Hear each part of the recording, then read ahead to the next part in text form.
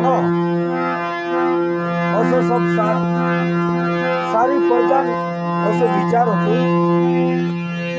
कि दत्यान भगवान राम का जो राजा बने पहले रात में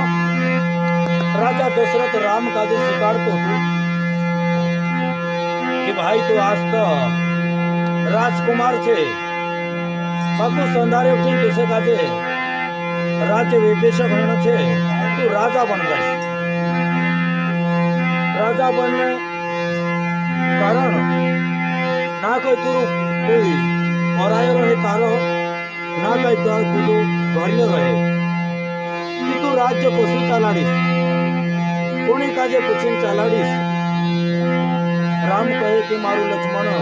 मारो प्राण सरको भाई छे भरत छे तेनु काजे पूछीने चलाड़ीश राजा दशरथ कहे ये तो तारा भाई बहुत दूर की बात है तारा सच्चा साथी जुए कि राजा दशरथन कौन हो तो कि सच्चा साथी छे तारा डोला तारा हाथ तारा पाय तारा कांटा कांटा समळे तो बुलती डोला देखे तो चालती और तारो अनुभव कहे तो करती कुदान वाहिनी लागती कुदान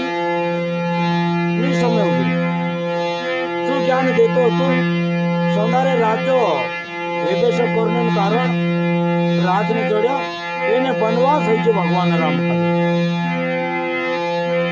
भगवान राम जब आंगणा में લીમડો હતો તેના લીમડામાં બઠીન વિચાર કરતો કે ભાઈ કાઈ કરો કોને સંગત કરો કા જામ તેર મધ્યમ से भजन છે